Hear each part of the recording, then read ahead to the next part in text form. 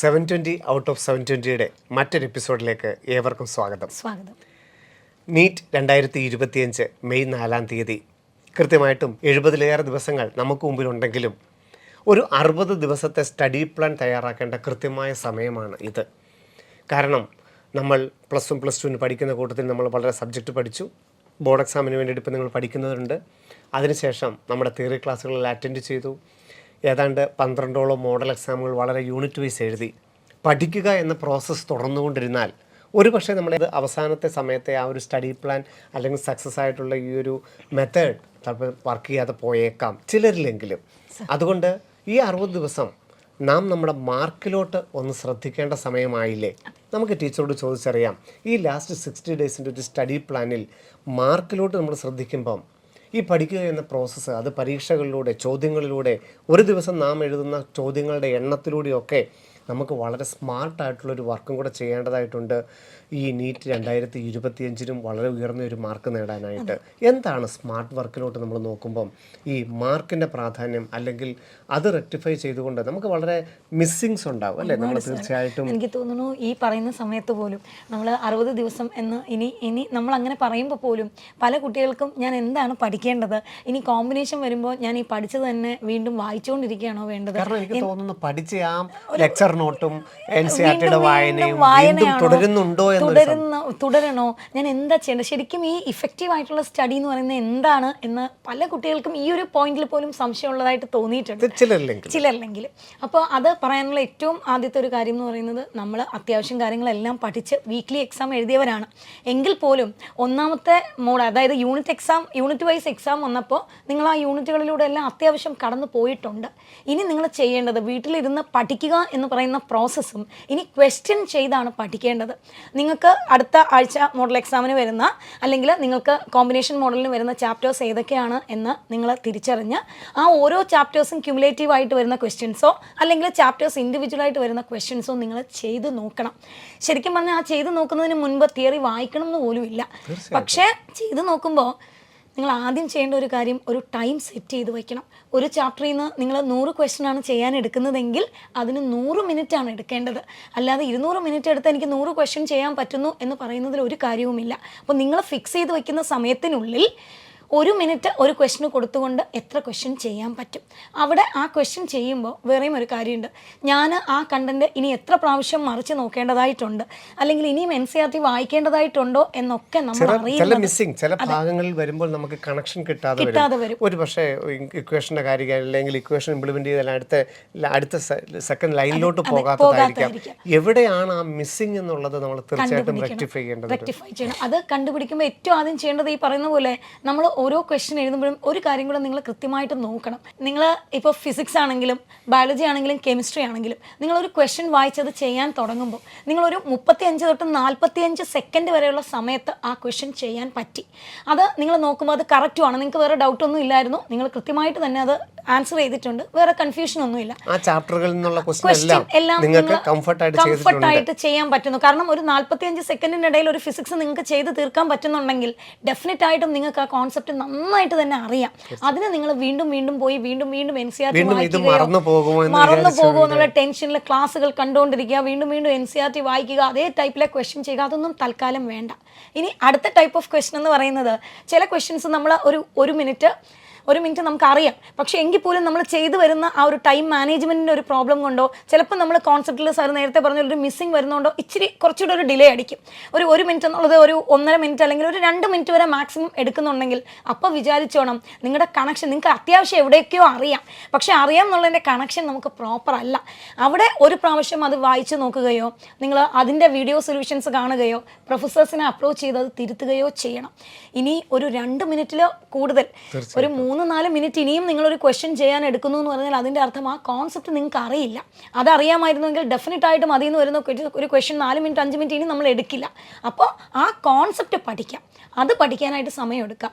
അവിടെയാണ് വീണ്ടും NCERT ഇൻഡെപ്തിൽ വായിച്ചു പോവുകയോ അല്ലെങ്കിൽ ഈ ലേണിംഗ് ആപ്പിൽ അത് അനുബന്ധിച്ച് വരുന്ന വീഡിയോസ് കാണുകയോ, ഇതൊന്നും അല്ലെങ്കിൽ നമുക്കിപ്പോൾ 7:30 മണി അല്ലെങ്കിൽ 8:30 മണി വരെയും ക്യാമ്പസിൽ റെഫറൻസ് ഉള്ളതുപോലെ തന്നെ പ്രൊഫസേഴ്സും ഇവിടെ ഉണ്ട്. അപ്പോൾ അവരോട് ചോദിച്ച് നിങ്ങൾക്ക് എന്താണോ നിങ്ങളുടെ കൺഫ്യൂഷൻസ് നിങ്ങൾക്ക് മാറ്റി വെക്കാൻ പറ്റും. അപ്പോൾ തെറ്റ് വരാത്തത് ഒരു ക്വസ്റ്റ്യൻ ഒരു തെറ്റ് വരുമ്പോൾ അതെനിക്ക് തെറ്റിപ്പോയി, അത് എന്ത് പറ്റി എന്ന് ആലോചിക്കുന്നതോടൊപ്പം തന്നെ ഇതെങ്ങനെ കറക്റ്റ് ചെയ്യാം എന്നാണ് ആലോചിക്കേണ്ടത്. ഇപ്രാവശ്യം പറ്റിയ തെറ്റ് അടുത്ത പരീക്ഷയ്ക്ക് ഞാൻ ഉണ്ടാക്കില്ല. അതാണ് ഓരോ പരീക്ഷ കഴിയുമ്പോഴും നിങ്ങൾ പഠിക്കേണ്ട ഒരു വലിയ പാഠം എന്ന് പറയുന്നത്. തീർച്ചയായിട്ടും ഈ അവസാനത്തെ 60 ദിവസത്തെ ഒരു പ്ലാനിലോട്ട് എടുക്കുമ്പോൾ ഏതൊരു വിദ്യാർത്ഥിയും ഒരു ഫുൾ മോഡൽ എക്സാം ഇനി ഒരു ദിവസം അഡീഷണൽ ആയിട്ട് ചെയ്യേണ്ട ഒരു സമയമാണ്. നമുക്ക് തീർച്ചയായിട്ടും physics, chemistry, botany, zoology equal importance കൊടുക്കണം. കാരണം മെയ് 4-ാം തീയതി എന്താണ് സംഭവിക്കുന്നതിൻ്റെ ഒരു പിക്ചറൈസേഷൻ നമ്മുടെ മനസ്സിൽ വന്നാൽ നാം ഇന്ന് വരെ ഫെമിലിയർ അല്ലാത്ത എല്ലാ ചാപ്റ്ററിൽ നിന്നും 81 ചാപ്റ്ററിൽ നിന്നും നമുക്ക് ഉള്ള ക്വസ്റ്റ്യൻസ് ആണ് വരുന്നത്. അപ്പം ആ 3 മണിക്കൂറിൽ 81 ചാപ്റ്റർ നമ്മളുടെ മനസ്സിലൂടെ കടന്നു പോകണം. അത്രയും പിക്ചേഴ്സ് നമ്മുടെ മനസ്സിലൂടെ കടന്നു വരണമെങ്കിൽ നാം ഇനിയുള്ള 60 ദിവസവും ഒരു ദിവസം ഒരു മോഡലെങ്കിലും, ഒരു ഫുൾ മോഡലെങ്കിലും നമ്മൾ കവർ ചെയ്തിരിക്കണം. ഒരു ദിവസം യഥാർത്ഥത്തിൽ 1000-ഓളം ക്വസ്റ്റ്യനുകൾ ഒരു ദിവസം ചെയ്യേണ്ട ഒരു ടൈമിലോട്ടാണ് നമ്മൾ പോകുന്നത്. അതിൽ ഒന്ന് ബെർലിൻ്റെ മോഡൽ കൃത്യമായിട്ട് അതിൻ്റെ സമയം നോക്കി, അതിനകത്ത് തെറ്റിപ്പോയത് നോക്കി, അതിനെ കൃത്യമായിട്ട് അനലൈസ് ചെയ്തു പോകുന്നു. ബാക്കി 2 മോഡലുകൾ അതിൻ്റെ ഡേറ്റ നോക്കി, അതിൻ്റെ ക്വസ്റ്റ്യൻ നോക്കിയിട്ട് എത്രയും പെട്ടെന്ന് ആൻസറിൽ എത്താനുള്ള നമ്മളുടെ കഴിവ്, പരിശീലനം, പ്രാക്ടീസ്, അതിനാണ് പ്രാധാന്യം കൊടുക്കേണ്ടത്. അങ്ങനെയാണ് നമ്മൾ 3 മോഡലുകൾ ഒരു ദിവസം ചെയ്യാനായിട്ട് പോകുന്നത്.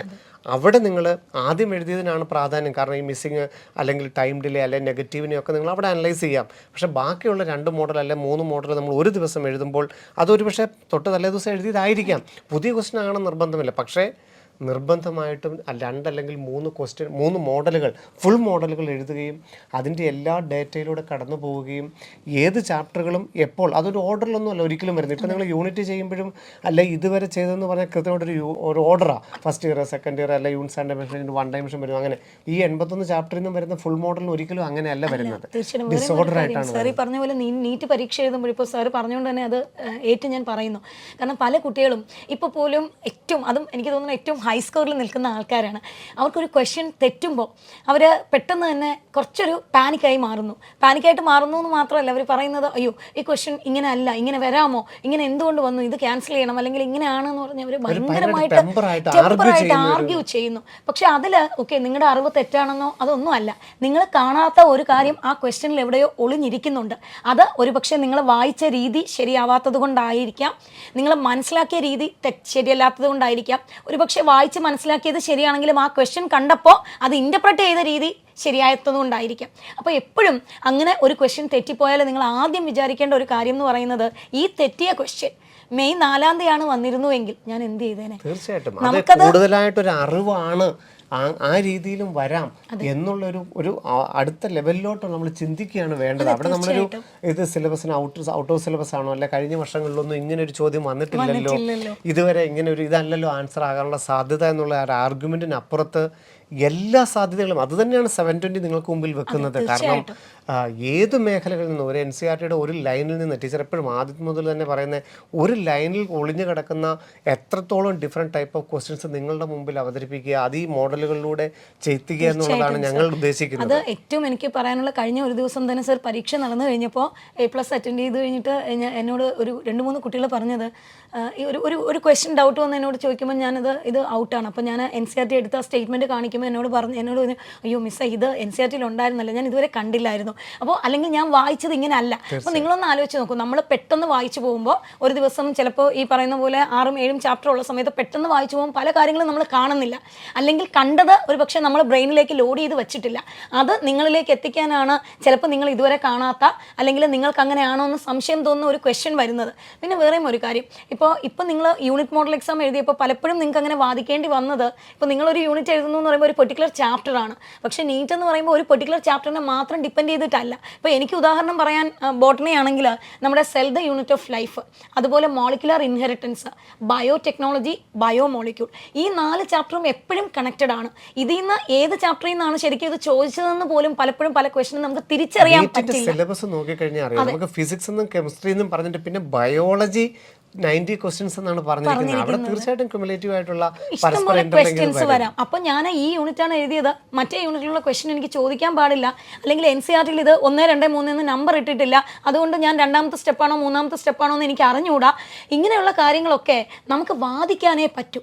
ഇത് നിങ്ങൾ മെയ് 4-ാം തീയതി അങ്ങനെ ഒരു ക്വസ്റ്റ്യൻ വന്നാൽ നിങ്ങൾ പോയി ചലഞ്ച് ചെയ്യുകയാണ്, NCERT-ൽ 3 സ്റ്റെപ്സ് ചോദിച്ചിരിക്കുന്നു, ഈ സ്റ്റെപ്പിന് നമ്പർ ഇല്ല, അതുകൊണ്ട് നമ്പർ ഇല്ലാത്തതുകൊണ്ട് ഈ ക്വസ്റ്റ്യൻ വരില്ല എന്നൊക്കെ പറഞ്ഞാൽ അത് നമ്മൾ നമ്മുടെ അവസരത്തെ കളയുകയാണ്. കാരണം ഇവിടെ ഞങ്ങൾ ഒരിക്കലും ഒരു അഡ്മിഷനെ കുറിച്ചല്ല നമ്മൾ പറയുന്നത്.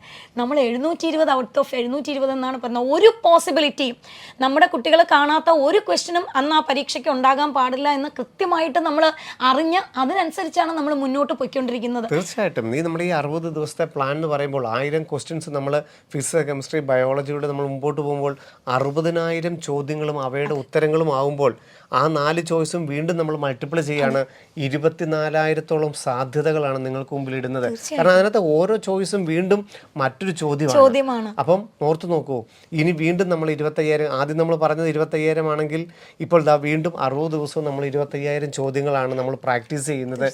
ആ ഒരു മെൻറ്റാലിറ്റി എത്രത്തോളം നമുക്ക് നമ്മളിലേക്ക് നമ്മുടെ ഈ ഓരോ സബ്ജക്റ്റുകളും, ഓരോ NCERTകളും, ഓരോ ലൈനുകളും, ഓരോ ഗ്രാഫുകളും, ഓരോ ഇമേജുകളും, ഓരോ പേജുകളും നമ്മൾക്ക് ഒരു പിക്ചറൈസേഷൻ, കാരണം ഇത് ഓൾറെഡി നമ്മുടെ ബ്രെയിനിൽ അടുക്കി വെച്ചിട്ടുണ്ട്. നമുക്കത് വിത്ത് ടൈമിൽ നമുക്കൊന്ന് റിഫ്രഷ് ചെയ്യുക, റീകോൾ ചെയ്യുക, ആ ഒരു പടം നമ്മുടെ മനസ്സിൽ വരിക എന്നുള്ളതാണ് നമുക്ക് പ്രാക്ടീസിലൂടെ എടുക്കേണ്ടത്. അവിടെ ഒരു സ്മാർട്ട് വർക്ക് തീർച്ചയായിട്ടും നമ്മുടെ മാർക്കിലോട്ട് നോക്കുമ്പം ടീച്ചർ ഈ ഒരു മാർക്കില്ല, അതായത് ഇപ്പോൾ ഒരു 600 അല്ല 610 നിൽക്കുന്നതിനെ സംബന്ധിച്ചോളം എനിക്ക് തോന്നുന്നു അവരൊരു 5 എണ്ണമെങ്കിലും ഏറ്റവും കുറഞ്ഞത് നെഗറ്റീവ് വരുമോ, അല്ലെങ്കിൽ വളരെ സിമ്പിളായിട്ട് ആ ഡേറ്റ ഒന്ന് അനലൈസ് ചെയ്യാത്തതുകൊണ്ട്, കാരണം ഇവരുടെ പേടി മറ്റെവിടെയോ വലിയ ഹിമാലയൻ ക്വസ്റ്റ്യൻ ഇരിപ്പുണ്ട്, അതുകൊണ്ട് ഇത് ഞാൻ സ്പീഡ് കൂട്ടി ചെയ്തു, അങ്ങനെ ഒരു 4-5 എണ്ണം തെറ്റിച്ചായിരിക്കാം. ഏറ്റവും അറിയാവുന്ന ഒരു 4-5 എണ്ണം ഈ ഒരു റേഞ്ച് നിൽക്കുന്നത് ശ്രദ്ധിച്ച് നോക്കിക്കഴിഞ്ഞാൽ കാണാം, ഒരു 5 എണ്ണമെങ്കിലും ഏറ്റവും സിമ്പിളായിട്ടുള്ളതൊന്നും തെറ്റിക്കും, അല്ലെങ്കിൽ നെഗറ്റീവ് വരുത്താതിരിക്കാനുള്ള ഒരു പ്രീ പ്രഡിക്ഷനാണ് ഞാൻ ചെയ്യുന്നില്ല. എനിക്കറിയാം ആൻസറൊക്കെ എനിക്കറിയാം, പക്ഷെ എനിക്ക് ചെയ്യുന്നില്ല എന്നുള്ളൊരു ടെൻഡൻസി. അത് ഇപ്പോൾ അതും സർ, ഇപ്പോൾ യൂണിറ്റ് എക്സാം നടന്നപ്പോൾ നിങ്ങൾ ഓൾറെഡി നമ്മൾ യൂണിറ്റ് എക്സാമിൻ്റെ സമയത്ത് ഞങ്ങൾ രണ്ടുപേരും ഇതുപോലെ പറഞ്ഞിരുന്നു, മാർക്കിനെ കുറിച്ചൊന്നും നിങ്ങൾ വേവലാതിപ്പെടേണ്ട, അതെന്തോ ആയിക്കോട്ടെ എന്നൊക്കെ പറഞ്ഞിരുന്നു. പക്ഷേ ആ സമയത്ത് ശരിക്കും ഞങ്ങൾക്ക് അറിയാം, കാരണം നിങ്ങൾ ഒരു ചാപ്റ്റർ പഠിച്ചു, വീക്കിലിക്കാണ് അത് എഴുതിയിട്ടുള്ളത്, പിന്നെ 7-8 മാസം കഴിഞ്ഞിട്ടാണ് നമ്മൾ ഒരു സീരിയസ് ആയിട്ടൊരു മോഡൽ എക്സാം തുടങ്ങിയത്. അപ്പോൾ പല യൂണിറ്റുകളും നമ്മളിൽ നിന്ന് ഈ പറഞ്ഞ പോലെ മറന്നു പോയിട്ടുണ്ടാകാം, ഒരുപാട് എക്സാമ്പിൾസും പേരുകളും ഒക്കെ വരുമ്പോൾ എല്ലാം കൂടെ നമുക്ക് ഒന്ന് റിഫ്രഷ് ചെയ്യാതെ ഓർക്കാൻ പറ്റില്ല. അതുകൊണ്ടാണ് മാർക്ക് അത്ര കുഴപ്പമില്ല എന്ന് പറയുന്നത്. പക്ഷേ കോമ്പിനേഷനിലേക്ക് വരുമ്പോൾ നിങ്ങൾ ആദ്യം ചെയ്യേണ്ട ഒരു കാര്യം, ഇപ്പോൾ നിങ്ങൾ ഏത് പൊസിഷനാണോ ഉള്ളത്, അത് 200 ആയിക്കോട്ടെ, 300 ആയിക്കോട്ടെ, 700 ആയിക്കോട്ടെ, 650 ആയിക്കോട്ടെ, അതിൽ നിന്ന് ഇനി ഒരു മാർക്ക് പോലും താഴോട്ട് പോകരുത്. ഇനി അടുത്ത കാര്യം, ഇപ്പോൾ 715 വാങ്ങിച്ച ഒരു കുട്ടി ഇപ്രാവശ്യം 715 വായിച്ചപ്പോൾ അയാൾക്ക് ഒരു ക്വസ്റ്റ്യൻ തെറ്റിപ്പോയി. അപ്പോൾ അയാൾ മനസ്സിലാക്കേണ്ടത് ഈ ക്വസ്റ്റ്യൻ തെറ്റിയത് പല കാരണങ്ങൾ കൊണ്ട് തെറ്റാം.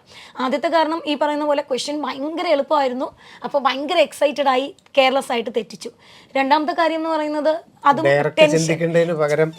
വളഞ്ഞ് ചിന്തിച്ച് ഇങ്ങനെ വന്നൂടെ എന്നാലോചിച്ച് തെറ്റിച്ചതാകാം. ചിലപ്പോൾ എക്സാം ഹാളിൻ്റെ ഒരു ആങ്സൈറ്റി, ടെൻഷൻ ക്രിയേറ്റ് ചെയ്യപ്പെടുന്ന ആ ഒരു ഇഷ്യൂ കാരണം തെറ്റിച്ചു പോയതാകാം. ചിലപ്പോൾ ഇതൊന്നും അല്ല, എനിക്കത് അറിഞ്ഞുകൂടാ. അപ്പോൾ നിങ്ങൾ ആദ്യം ചെയ്യേണ്ടത്, കഴിഞ്ഞ പ്രാവശ്യം എനിക്ക് നഷ്ടപ്പെട്ട ടൈപ്പ് ഓഫ് ക്വസ്റ്റ്യൻ ഇനി വന്നാൽ അങ്ങനെ ഒരു എറർ ഞാൻ ഒരിക്കലും ഉണ്ടാക്കില്ല. അത് അടുത്ത പ്രാവശ്യം പരീക്ഷ എഴുതുമ്പോൾ 715-ൽ നിന്ന് ഞാൻ 1 മാർക്കും താഴെ പോകില്ല എന്ന് മാത്രമല്ല, അടുത്ത പരീക്ഷയ്ക്ക് ഞാൻ ആ നഷ്ടപ്പെട്ട 5 മാർക്ക് ആ രീതിയിലുള്ള ഒരു തെറ്റാണെങ്കിൽ ഇനി വരുത്തില്ല എന്ന് ഉറപ്പിച്ച് വേണം പോകാൻ. ഇനി 700 മാർക്ക് വാങ്ങിച്ച ഒരു കുട്ടിയാണെങ്കിൽ എത്ര എണ്ണമാണോ തെറ്റിയിരിക്കുന്നത്, ആ തെറ്റിയ ഓരോ ക്വസ്റ്റിൻ്റെയും റീസൺ സൈഡിൽ തന്നെ എഴുതി വെച്ച് പഠിക്കണം. എനിക്ക് ക്ലാരിറ്റി കുറവാണോ, അല്ലെങ്കിൽ എന്തുകൊണ്ടാണ് ഇതെനിക്ക് ചെയ്യാൻ പറ്റാത്തത്, അതിന് ഇപ്പോൾ നിങ്ങൾക്ക് അത്യാവശ്യം അറിയാമെന്നുള്ള ചാപ്റ്റർ ഞാൻ തുടക്കത്തിൽ പറഞ്ഞ പോലെ ഒരു 35-45 സെക്കൻഡ് കൊണ്ട് ചെയ്യാൻ പറ്റുന്ന ഒരു ചാപ്റ്റർ വീണ്ടും കോമ്പിനേഷൻ വരുമ്പോൾ ഇൻ ഡെപ്തിൽ വായിച്ച് നോക്കേണ്ട ആവശ്യമില്ല. അവിടെ നിങ്ങൾക്ക് നിങ്ങളുടെ ഷോർട്ടായിട്ടുള്ള കാര്യങ്ങൾ ഡിപ്പെൻഡ് ചെയ്യാം. നിങ്ങളുടെ കയ്യിലുള്ള ഷോർട്ട് നോട്ട്സോ, ബ്രില്യൻറ്റിൻ്റെ ബ്രെയിൻ പോയിന്ററോ, അതുപോലെ തന്നെ ലെക്ചർ നോട്ടിൽ പോയിന്റ് ആയിട്ടുണ്ടെങ്കിൽ അങ്ങനെ ഷോർട്ടായിട്ട് നമുക്ക് മറിച്ച് നോക്കാൻ പറ്റുന്ന കാര്യങ്ങൾ നമുക്ക് നോക്കാം. പിന്നെ ഈ പറയുന്ന പോലെ ഒരുപാട് പേരുകളൊക്കെ വരുമ്പോൾ, മോർഫോളജിയിലും അനാട്ടമിയിലൊക്കെ ഒത്തിരി പേര് വരുമ്പോൾ പല കുട്ടികളും പറഞ്ഞിട്ടുണ്ട് ഇത് ഓർത്ത് വയ്ക്കാൻ പ്രയാസമാണെന്ന്.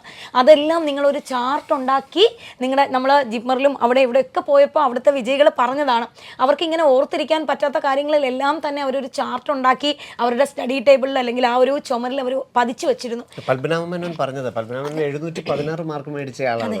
അദ്ദേഹം 40 മോഡൽ എഴുതി കഴിഞ്ഞപ്പോൾ അദ്ദേഹത്തിൻ്റെ 4 ഡയർ നിറച്ച് മാറ്റം ഉണ്ടായിരുന്നു. ഓരോ പരീക്ഷയിലും 1-2 തെറ്റാറുള്ളൂ. ആ തെറ്റിയത് എന്തുകൊണ്ടായിരിക്കാം? ഓവർ പ്രൊഡിക്ഷൻ ആയിരിക്കാം, അല്ലെങ്കിൽ പറഞ്ഞതുപോലെ തന്നെ അറിവില്ലാത്തത് കൊണ്ടായിരിക്കാം, അല്ലെങ്കിൽ ആ ഡേറ്റ അനലൈസ് ചെയ്തതായിരിക്കാം. പക്ഷേ അതിനെക്കുറിച്ച് കൃത്യമായ വിശദീകരണം ആ ഡയറിയിൽ അന്ന് തന്നെ പത്മനാഭൻ എഴുതുമായിരുന്നു. അങ്ങനെ 4ഓളം ഡയറികൾ പത്മനാഭൻ്റെ അവസാന സമയമായപ്പോഴേക്കുണ്ട്. അപ്പം പിന്നീട് അടുത്ത മോഡലിന് പോകുമ്പോൾ വെറുതെ ഒന്ന് എടുത്ത് നോക്കുകയാണ്, ഞാൻ ഈ ഒരു രീതിയിൽ ഒരു തെറ്റ് വരില്ല. അവിടെ ഒരു സബ്ജക്ട് എക്സ്പേർട്ട് ആവാൻ അല്ല നോക്കിയത്, ഞാൻ എൻ്റെ വീക്ക് പോയിന്റ് എവിടെയാണെന്നുള്ള ഒരു കൃത്യമായിട്ടുള്ള അനലൈസേഷൻ പത്മനാഭൻ്റെയിൽ ഉണ്ടായിരുന്നു. അങ്ങനെയാണ് 716 എത്തിയത്. അവസാനം ഒരു ക്വസ്റ്റ്യൻ വേണ്ട എന്ന് വെച്ചു, കാരണം ഒരു ക്വസ്റ്റ്യൻ അറ്റൻഡ് ചെയ്തില്ല. അതുകൊണ്ട് തന്നെയാണ്, കാരണം ഇത് തെറ്റാനുള്ള സാധ്യത കൂടുതലുണ്ട്. എൻ്റെ എയിംസ് എന്നുള്ള സ്വപ്നത്തിന് ഒരു പക്ഷേ ഇത് ബാധിച്ചേക്കാം. ധൈര്യമായിട്ട് അത് വിടുകയും ചെയ്തു.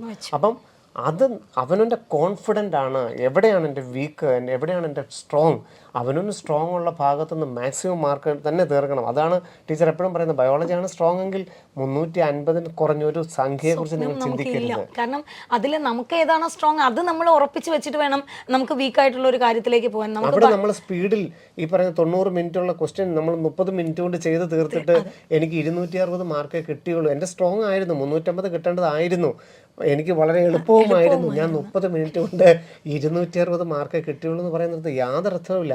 ആദ്യം അവനോൻ്റെ സ്ട്രോങ്ങിൽ 350 എത്തുക, ദെൻ അടുത്ത രണ്ടിൽ നമുക്ക് നമ്മുടേതായിട്ടുള്ള പാറ്റേണിലുള്ള ക്വസ്റ്റ്യൻസ് ഉണ്ട്, അത് ഏറ്റവും സ്ട്രോങ് ആയിട്ട് എടുക്കാൻ ശ്രമിക്കണം. തീർച്ചയായിട്ടും ഇപ്പോൾ 400 മാർക്ക് വാങ്ങിക്കുന്ന ഒരു കുട്ടിയാണെങ്കിൽ പോലും എനിക്ക് തെറ്റിയ ക്വസ്റ്റ്യനല്ല, ഇപ്പോൾ അതിൽ 5 എണ്ണം ഞാൻ കെയർലെസ് ആയിട്ട് തെറ്റിച്ചതാണ്. അപ്പോൾ ഞാൻ കുറച്ചുകൂടെ കെയർഫുൾ ആയാൽ എനിക്ക് ഈ 5 ക്വസ്റ്റ്യനും ശരിയാകുമെന്ന് തോന്നിയാൽ അടുത്ത പരീക്ഷയ്ക്ക് 5 ക്വസ്റ്റ്യൻ നിങ്ങൾ ശരിയാക്കിയേ പറ്റൂ. അപ്പോൾ ഒന്ന് ആലോചിച്ച് നോക്കുക, 450 ആണെങ്കിൽ 20 മാർക്കും കൂടെ ചേർന്ന് വന്ന് അത് 470 ആയിട്ട് തൊട്ടടുത്ത പരീക്ഷയ്ക്ക് തന്നെ മാറും. ഇനി കോൺസെപ്റ്റ് അറിയാതെ ഞാൻ തെറ്റിയതാണെങ്കിൽ ഇതേ കോൺസെപ്റ്റിൽ നിന്ന് വന്നാൽ ഞാൻ ഒരെണ്ണം തെറ്റിക്കില്ല. അപ്പോൾ ആ തെറ്റുന്ന കാര്യങ്ങളാണ് നമ്മൾ ഇനി ഇൻഡെപ്തിൽ പോയി കോൺസെപ്റ്റ് വായിക്കേണ്ടതും വീഡിയോ കാണേണ്ടതും ഒക്കെ. തീർച്ചയായിട്ടും, കാരണം 1:30 മണി മുതൽ അതിൽ 2 മണി വരെ ഇപ്പോഴും പഠിക്കുന്ന കുട്ടികൾ നമ്മുടെ ക്യാമ്പസിലുണ്ട്, തീർച്ചയായിട്ടും ഉണ്ട്. പക്ഷേ അപ്പോഴും നിങ്ങൾ മാർക്കിലോട്ട് നോക്കും 370, 400 നിൽക്കുന്നതെങ്കിൽ ആ പഠിക്കുക എന്ന് പറയുന്ന പ്രോസസ്സിൽ ഇനി വരുന്ന 60 ദിവസങ്ങൾ നിങ്ങൾ തീർച്ചയായിട്ടും ചോദ്യങ്ങളിലോട്ട് കടക്കുക. എത്രത്തോളം ചോദ്യങ്ങൾ, പക്ഷേ ടൈം ബൗണ്ട് ആയിരിക്കണം. തീർച്ചയായിട്ടും സമയത്തിനുള്ളിൽ നിന്ന് മാത്രമേ നിങ്ങൾ ചെയ്യാവുള്ളൂ. അവിടെ നമുക്ക് മറ്റൊരു എക്സ്ക്യൂസ് അത്രയും സമയമെടുത്ത് ചെയ്തിട്ട് യാതൊരു കാര്യമില്ല. നമ്പർ ഓഫ് ക്വസ്റ്റ്യൻസിൻ്റെ മാക്സിമം പോയിന്റിലോട്ട് തന്നെയാണ്. തീർച്ചയായിട്ടും മിസ്സിങ്സ് ഉണ്ടാവും, അറിയില്ലാത്തതുണ്ടാവും. അതൊക്കെ നമ്മൾ തിരിച്ചു പോയിട്ട് പെട്ടെന്ന് തന്നെ നോക്കുകയും വീണ്ടും അത് കളക്ട് ചെയ്യുകയും. അതുപോലെ എനിക്ക് തോന്നുന്നു ഇപ്പം നമ്മൾ പറയാൻ ഇതുണ്ടോയെന്ന് എനിക്കറിയില്ല, കാരണം ഓർഗാനിക് ഇൻഓർഗാനിക് വരുമ്പം മെമ്മറി ബേസ്ഡ് ക്വസ്റ്റ്യൻസ് എത്രത്തോളം നമുക്ക് മെമ്മറൈസ് ചെയ്യാൻ സാധിക്കുമോ. അതും സാറ് പറഞ്ഞപ്പോഴാണ് നമ്മൾ ഇപ്പോൾ ജിപ്മറി പോയപ്പോൾ തന്നെ ഇവിടെ ഒരു കുട്ടി പറഞ്ഞത് കെമിസ്ട്രി ഭയങ്കര ബുദ്ധിമുട്ടാണ്, അത്രയും ഓർത്ത് വയ്ക്കാൻ പ്രയാസം. അപ്പോൾ ഞാൻ ചോദിച്ചു, മോനെ അത്രയും ഓർത്ത് വയ്ക്കാൻ പ്രയാസമുള്ള ഈ പേരുകളും ഫോമിലേക്ക് നീ എങ്ങനെ ഓർത്ത് വെച്ച്? അപ്പോൾ പുള്ളിക്കാരൻ ഇതാണ് എന്നോട് പറഞ്ഞത്, അത് ഞാനൊരു ചാർട്ട് ഉണ്ടാക്കി എപ്പോഴും എൻ്റെ കയ്യിൽ അതുണ്ടാവും. ഈ ചാർട്ടിലുള്ള 1-2 ഈ കെമിക്കൽസിൻ്റെ പേരോ അല്ലെങ്കിൽ നെയിമോ അങ്ങനെ എന്താണോ ഓർത്തിരിക്കേണ്ടത് അത് ഡെയിലി കയ്യിൽ എഴുതിയിട്ടേക്കും. അപ്പോൾ പോകുമ്പോഴും വരുമ്പോഴും എല്ലാ സമയത്തും ഇതൊന്ന് നോക്കും. അപ്പോൾ ശരിക്കും പറഞ്ഞാൽ ഇത് കാണാതെ പഠിക്കാനായിട്ട് ഒരു സമയം എടുക്കുന്നില്ല.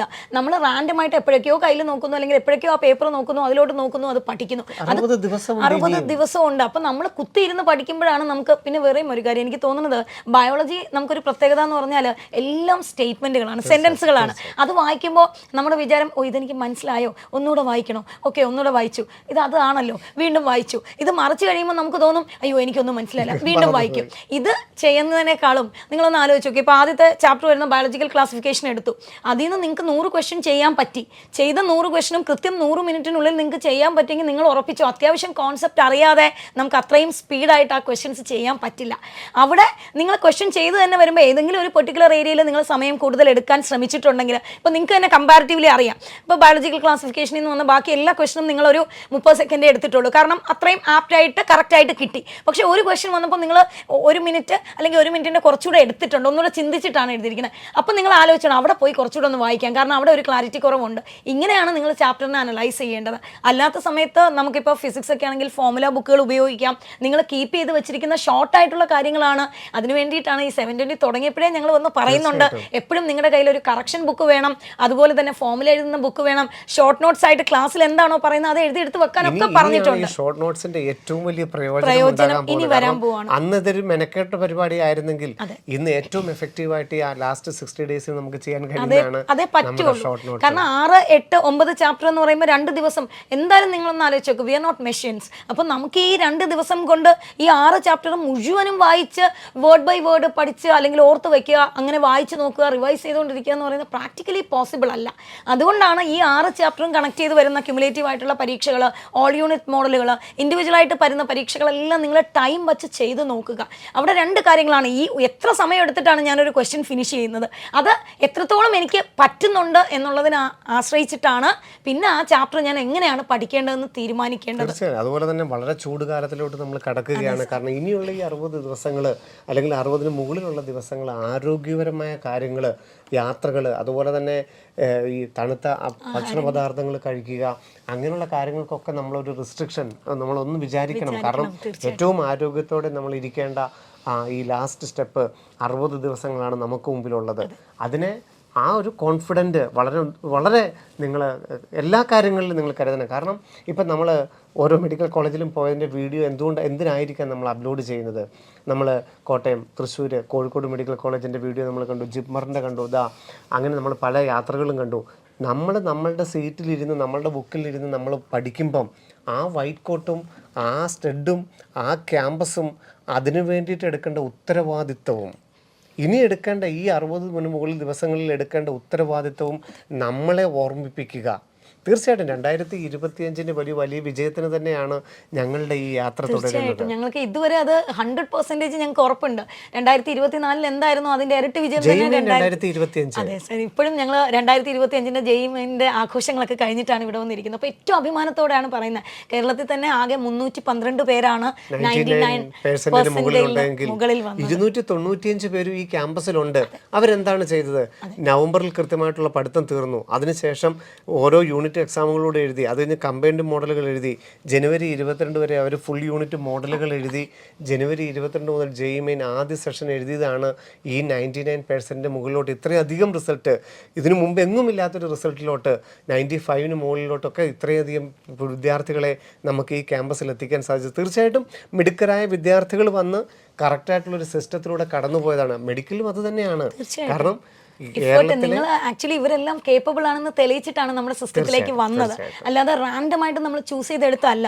നിങ്ങൾക്ക് അതിനുള്ള ഇപ്പോൾ മാർക്ക് വെച്ചിട്ട് എന്തുകൊണ്ട് അത് പറയുന്നു എന്ന് ചോദിക്കുമ്പോൾ പോലും നമുക്ക് +2 ലെവലിൽ ഇപ്പോൾ നന്നായിട്ട് വരയ്ക്കുന്ന ഒരു കുട്ടി ഒരു 16 മണിക്കൂർ ഇരുന്ന് പഠിക്കാൻ അങ്ങനെ അഡാപ്റ്റ് ചെയ്യാത്ത ഒരു കുട്ടിയെ പിടിച്ച് 16 മണിക്കൂർ പഠിപ്പിച്ച് എൻട്രൻസ് പഠിപ്പിക്കാം എന്നൊരു അങ്ങനെ ഒരു വാഗ്ദാനം നമുക്ക് നൽകാനേ പറ്റില്ല.